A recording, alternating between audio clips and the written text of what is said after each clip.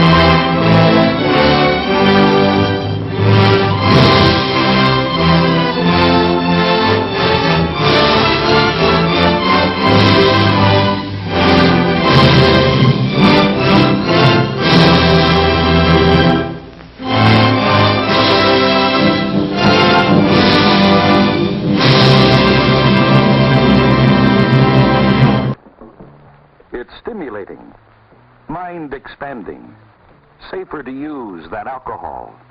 It's the in thing, the hula hoop of the jet generation, and as much a part of growing up as smoking corn silk behind the back fence. Such are the myths concerning marijuana, myths that lull thousands of young people into experimenting with a noxious weed.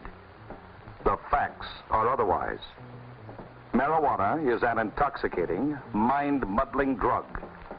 Its use can lead to abnormal behavior, to psychological dependence, and to abuse of other drugs. The human brain, after all, is made for thinking, not fumigating. It's hardly a tinker toy for experimenting with drugs. This is John Smith, honor student, football star, Vietnam veteran. Yet, somewhere along the way, he chose the road to anarchy and self-destruction. Now, why should a normally decent, normally intelligent young person like John Smith choose the road to communism over America and freedom? For one thing, our youth of today are the object of the most extensive, intensive, diabolical campaign ever conceived. Organized and directed by our and their worst enemies. On many of our nation's platforms, radical speakers make a well-paid living going around, many of them subsidized by the communists, telling our young people what's wrong with America. There should be more shooting than looting. That's the only thing I agree with. Black folks are trying to loot when they should be shooting. If you're going to loot your gun store. Rabble-rousers like Rat Brown calling on student bodies to carry guns. Well, as you can see, words breed guns and more guns, and retaliatory guns, and bombs, and killing. And not by our friend John here, so far. In fact, he's a prime example of what's wrong today. To begin with, he's a victim of irresponsible parentage. He has missed the stabilizing influence of a good home and religious upbringing. He has been listening to the wrong people. He has gone in for drugs, loose morals, and wanton destruction. He blames it on what's wrong with America. Well, maybe it's time some of us should start reminding him what's right with America. Hey, what's going on here? All part of this freedom of filth. Filthy language no decent person would speak. Filthy books and magazine no decent person would read. To create an atmosphere of general acceptance to all kinds of degeneration. And to sell their propaganda, they need a lure. The fast buck, huh? It's lure enough for certain types of publishers, producers. Then for the younger generation, the lure, of course, is free sex. You see. Because it makes light of marriage and breaks down the institution of the home quicker than anything else. That was a big kick. What are we alive for except to grab all the kicks we can? Heroin, each. There was something to be said for that. I'd tried it. But horse isn't such a good kick because it takes more than it gives. And before long, you use it and you don't get any kick. And there are certain circumstances I could explain to you sometime when you're not engaged with that cigarette. This? Yeah, it is marijuana, isn't it? It's only a question of time before it's legalized. Let's not smack, you know. I don't go for heroin. No, no one goes directly to heroin. But nearly everyone on heroin started with marijuana. That's why there are people that want to legalize marijuana. They figure if they can get the young people of this country onto hard drugs, they can destroy your generation or this generation. One joint wouldn't do all that much unless it was pretty powerful, but I think if you just wanted to relax a little bit, that's why a lot of people smoke. Now, Doc, let us not get uptight. The drugs have already gotten a frightening hold in this country, mostly on our young people. A coffee house is a great idea for kids. You know, a place of our own without a lot of parents peering down our backs.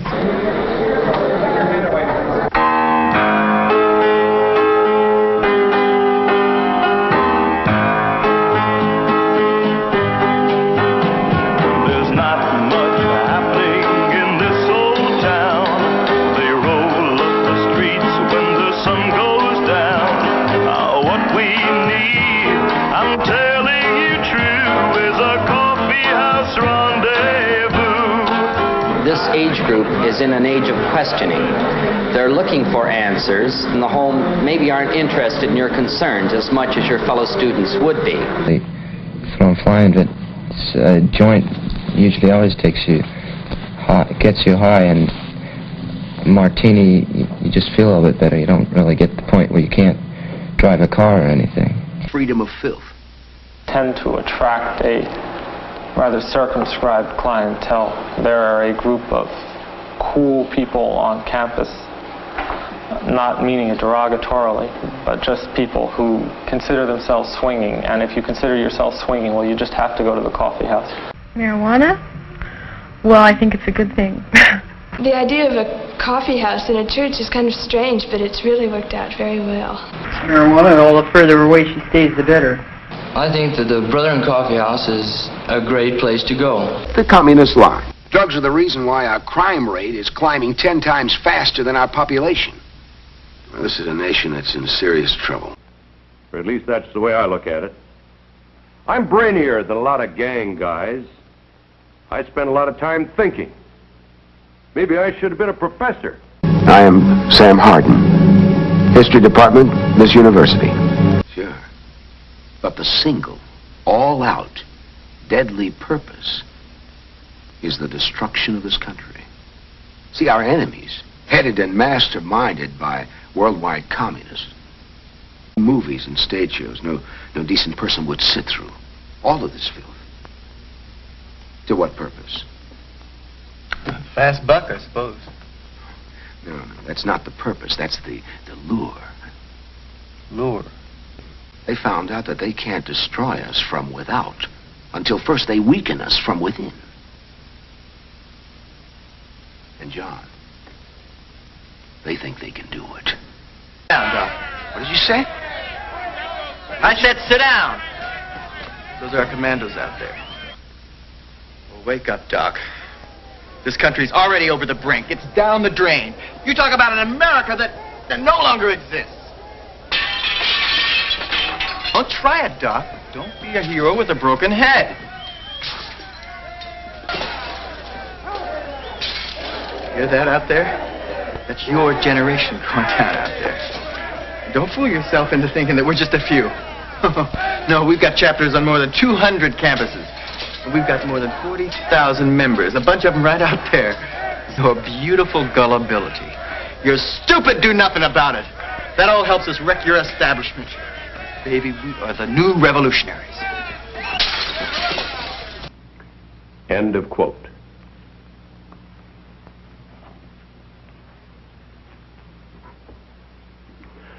I repeat, my friends, I have not shown you these pictures and quoted from this material merely to shock you or make this presentation sensational.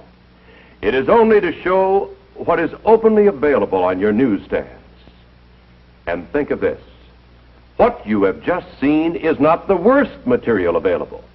And yet, even this required editing to make it suitable to be shown in this film.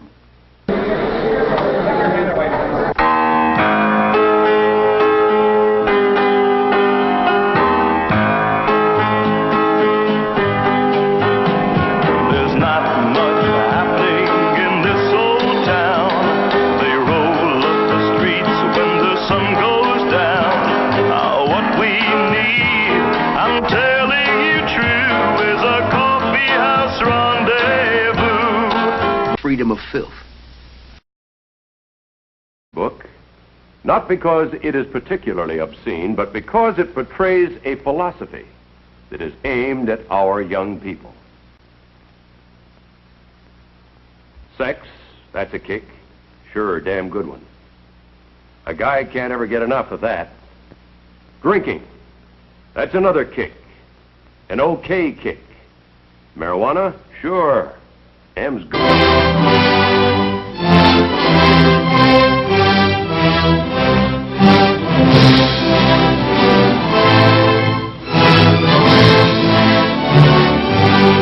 Good, too, if you don't let it get the upper hand with you.